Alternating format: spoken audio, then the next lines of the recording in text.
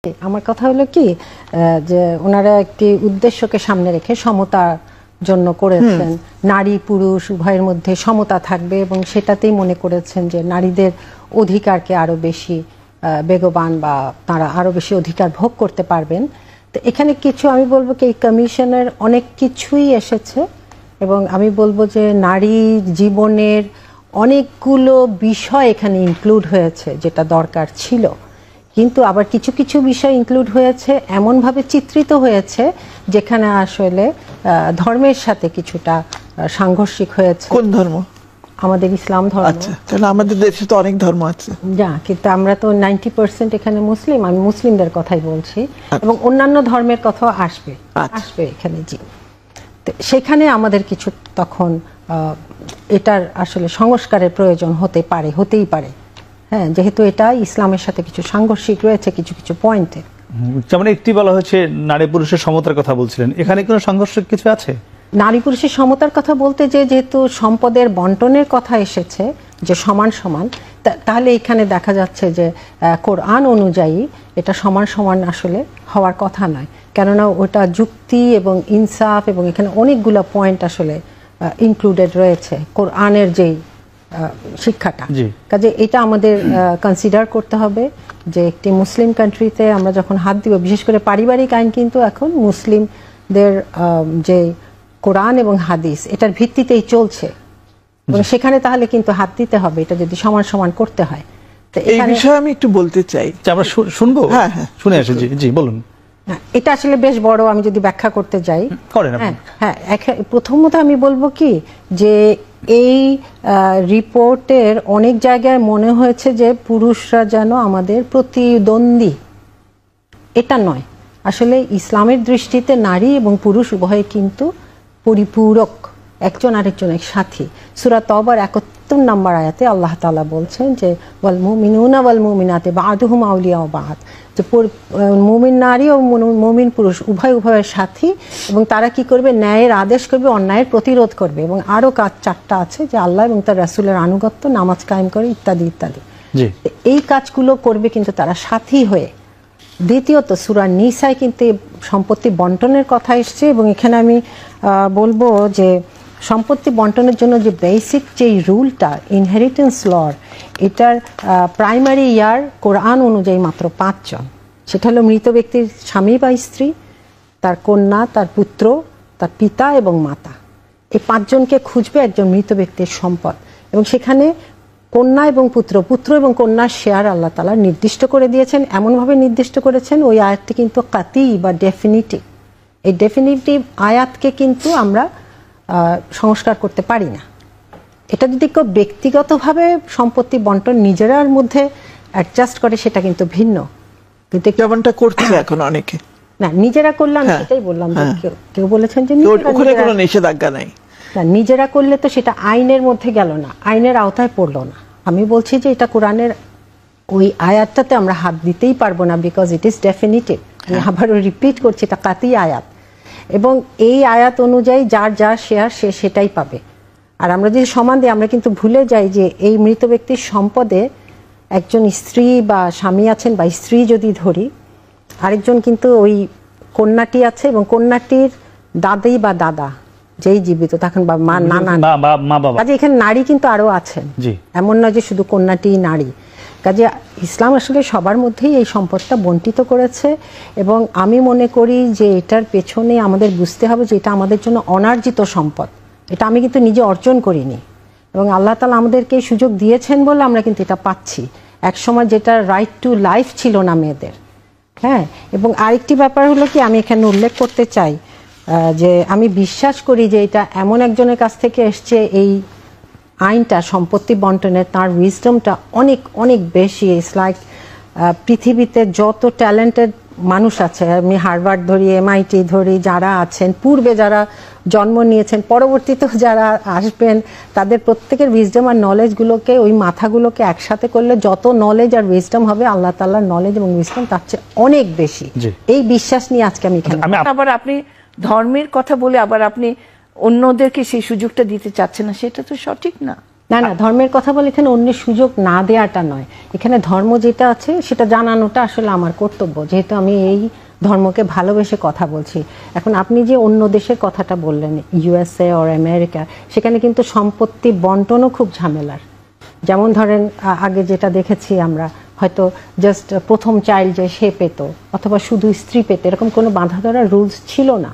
তো এরকম রুলস ছাড়া এখন যেটা 50-50 হচ্ছে, ওটার জন্য যদি আমরা যাইও, এটা অবশ্যই আমি বলবো যে এখানে তাহলে আমাদের আলেমদেরও মতামত নিতে হবে, যেহেতু আমরা একটু এটি আমি এই আপার কথাটা ধরে একটু জানতে চাই। আমি মালয়েশিয়া এস্টাবলিশ আলেম আছেন, Indonesia is a Muslim country. Fauzil, আমি জানতে চাচ্ছি এই কথাটা ধরে আপনার কাছে যে এই যে বাংলাদেশের তো একটি বড় সংখ্যক মানুষ যারা ধর্মভীরু, নিশ্চিত আপনি, আমি জানি এটা, যারা যারা ধর্ম মেনে চলে, হ্যাঁ বেশিরভাগ, যারা প্র্যাকটিসিং মুসলিম, সেক্ষেত্রে আপনার যে এই কমিশনের সদস্য আমাকে যে তালিকাটি রয়েছে আপনারা যেটি প্রকাশ করেছেন যে 10 জন, মানে সেটিকে আপনার কাছে মনে হয়নি যে বড় একটি সংখ্যক যারা ইসলাম প্র্যাকটিস করে, যারা আলেম ওলামা, যারা জানে কোরআন হাদিস, তাদের একজন সদস্য এখানে রাখলে এখন যে সমালোচনারই হচ্ছে, একমাত্র কমিশন যেটি কিনা এই পর্যন্ত ইউনূস সরকারের পর হয়েছে সংস্কার কমিশন, আপনাদের এটি শুধুমাত্র বাতিল চেয়েছে, আর কোনো সংস্কারের কিন্তু বাতিল চায়নি।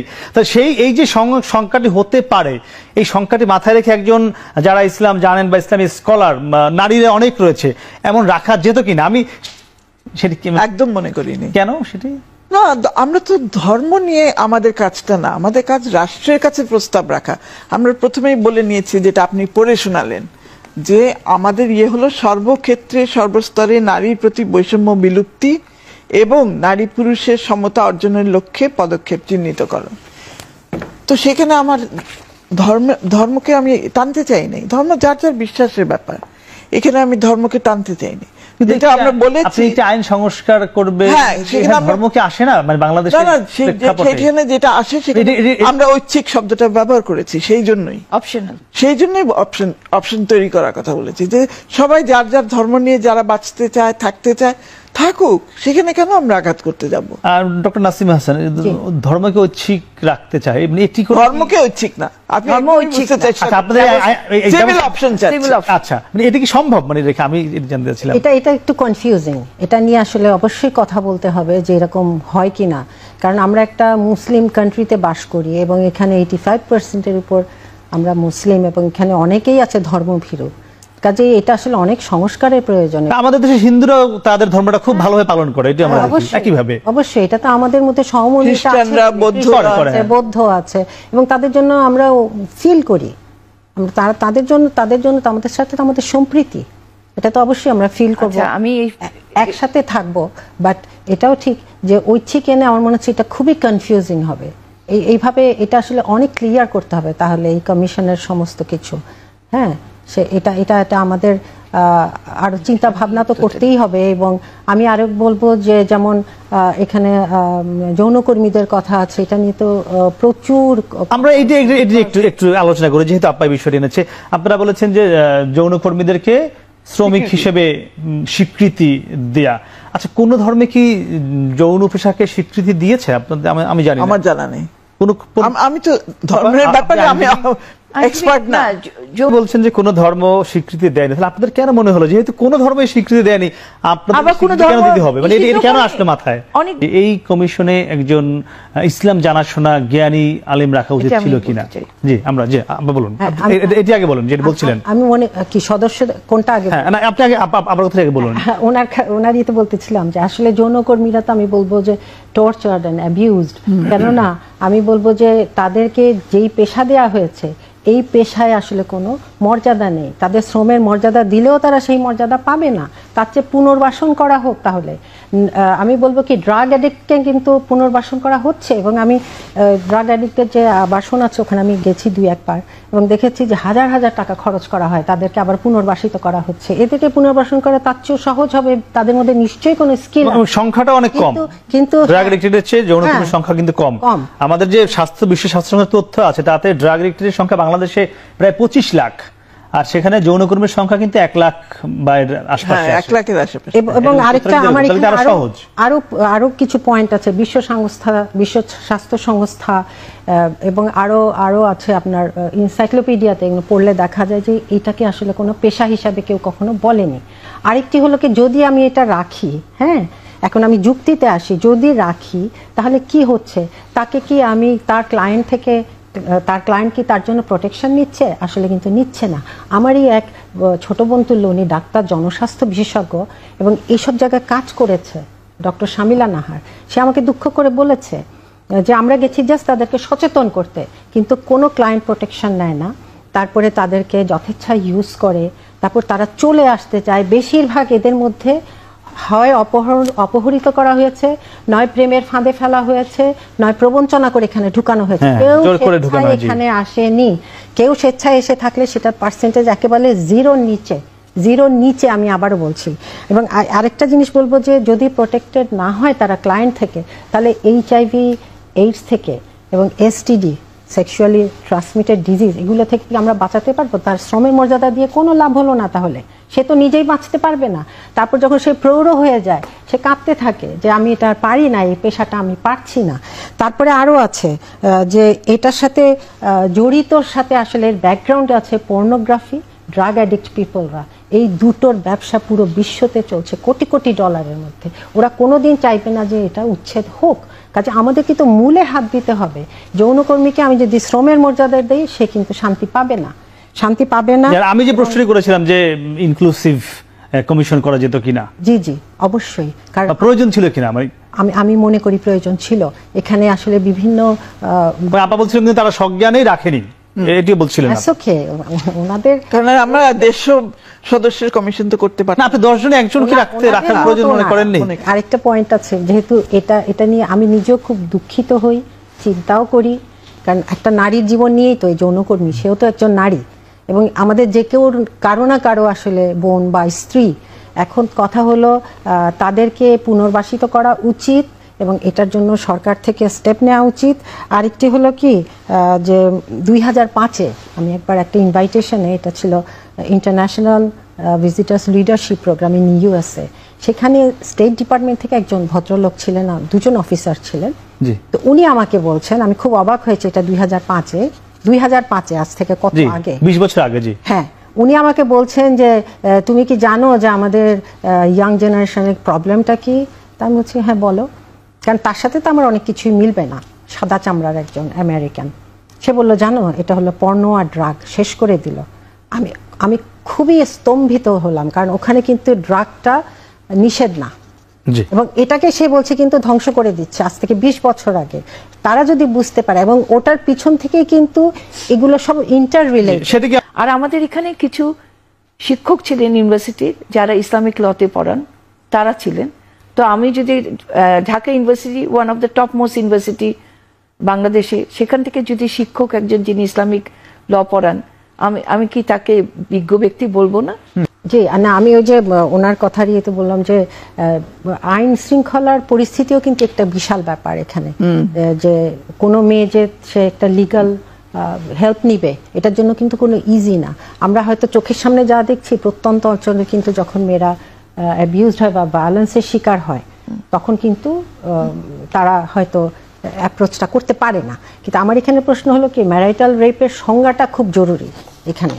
যেহেতু ম্যারাইটাল রেপ আমরা বলছি, এটা সংজ্ঞাটা অবশ্যই খুব ক্লিয়ার করতে হবে, এক।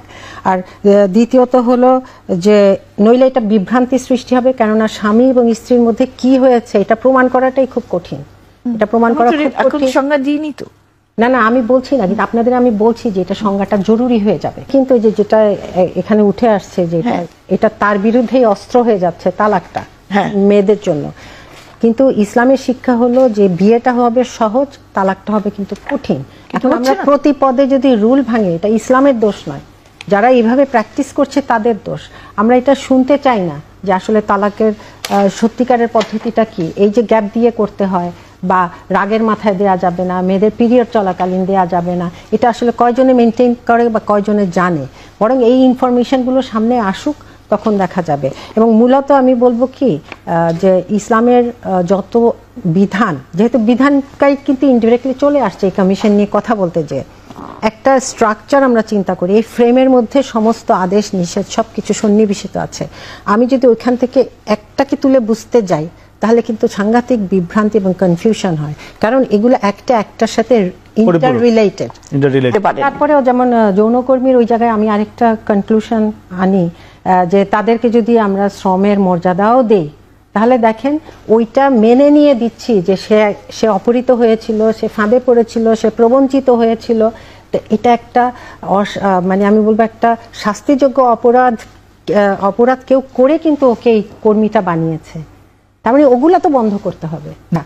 করণীয় হলো এটাই যে এটা আসলে আমাদের অনেক যাচাই বাছাই তো অবশ্যই করতে হবে, এবং যেগুলো পয়েন্ট আমরা অ্যাড্রেস করলাম ওগুলোতে যেখানে আমাদের অনেক ভুল বুঝাবুঝি আছে এগুলোর অবশ্যই অপনোদন প্রয়োজন। এগুলো তো ভুল বুঝাবুঝিটা আমাদের ঠিকঠাক করতে হবে, কারণ আমরা তো আলটিমেটলি একটা দেশে বাস করি, বাংলাদেশেই বাস করি, এবং সেখানে সবারই যাতে বেনিফিট হয় এরকম জিনিসই আমাদের লাগবে, আইন কানুন সবকিছু। এবং আমরা মুসলিম হিসাবে মনে করি আমাদের ধর্মীয় আইনে কোনো পরিবর্তন, ধর্মকে বাদ দেওয়ার কোনো আসলে ধর্মকে বাদ দেওয়ার কথা বলা হয়নি। অপশনাল আপনার বলে আপনি এখন পর্যন্ত আমি কি বলছি সেটা বুঝতে পারছেন না, চেষ্টাও করছেন না। না অবশ্যই আমরা বলছি পারিবারিক আইন যেমনটা আছে তেমনটাই থাকবে। আমরা তার বাইরে একটা সিভিল অপশন চাচ্ছি, যারা নাকি পারিবারিক ধর্মভিত্তিক পারিবারিক আইনের বাইরে তাদের বিয়ে, তাদের সন্তানের অভিভাবকত্ব ইত্যাদি ইত্যাদি তারা যেন করতে পারে। এমন উদাহরণ কোন কোন দেশে আছে? এই যে আপনি যেটা কথা বললেন, বিশ্বের কোন কোন দেশে? আমি ঠিক জানি না, আমি আমার দেশ নিয়ে চিন্তা করি। আমি কোরআনের যে আইন যদি বলা হচ্ছে সেখান থেকে তো তার বাইরে গিয়ে কিছু আপনারা সুপারিশ করেছেন, সেটা যারা ধর্ম পালন করে তারা কেন মানবে না? শুধু কোরআনের কথা উঠছে কেন? That is a very wrong thing. আমরা কোরআনের কথা উঠছে কেন? আমাদের দেশে 4টা ধর্ম লোক বসবাস করে, আরো বেশি থাকতে পারে। আচ্ছা, আরো বেশি ছোট ছোট ক্ষুদ্র জাতিসত্তা যারা, তারা আবার বিভিন্ন রকমের আমি সেটা সম্পর্কে বলতে যাচ্ছি না। আমরা সিম্পলি বলেছি যারা ধর্মভিত্তিক আইনের বাইরে বসবাস করতে চায় তাদের জন্য একটা অপশন তৈরি করা। কত শতাংশ আছে আপনার মনে হয় ধর্মভিত্তিকের বাইরে? জানি না, একজন না, তারা না জানলে আপনি সেদিকে কেন এত গুরুত্ব দিবেন? এটা তো আপনার যেহেতু বাংলাদেশের আপনার কথা মতোই যদি আমরা বলি মুসলমান ধরি যদি 85% হিন্দু আছে আরো 6-7% বা আরো বেশি থাকতে পারে, সেজন্য আইন তাদের ভাগ করা হবে, আইন কি ওইভাবে ভাগ করা হবে? তাহলে কি বিষয়টি আমরা সংখ্যাগরিষ্ঠতা উপরে সব। আপনাদের সুপারিশগুলো মানে একটু দেশকে অস্থিতিশীল করার জন্য তো আরো ইতিবাচক হিসেবে কাজ করতে পারে। হ্যাঁ, মানে আপনি তো যদি যেহেতু 95 থেকে 97% মানুষ কোনো না কোনো ধর্মের, তাহলে তাদের মতামত কি, তাদের চাওয়াটাই কিন্তু গুরুত্ব দেওয়া উচিত ছিল। সেজন্য তো সেখানে আমরা কোনো আঘাত করছি না, সেখানে কোনো ইন্টারফিয়ারেন্সই করছি না। আমরা বারবার বলছি ধর্মভিত্তিক আইন বাতিল করার কথা তো আমরা একবারও বলি নাই। না, বলেননি। ওটা থাকুক, না, কিন্তু তার বাইরে একটা অপশন তৈরি করেন। যখনই আপনি বলছেন সমতার কথা, সেটাই তো আপনার ধর্মের বাইরে চলে যাচ্ছে। আমি সেটাই বলছি, আমি আপনার এক্সাম্পল দিয়ে সেটাই বললাম। না, তো আমাকে সমতার বাইরে রাখে মনে হয় না। তাহলে আমি একটু না, সমতার বাইরে না, আমি বলবো ইনসাফ ভিত্তিক সমতা। অবশ্যই সমতার বাইরে ইকুয়াল পেলে যে সমতা হয় তা নয়, কিন্তু এটা আমরা নিজেরাও বাস্তবে বিশ্বাস করি। আমরা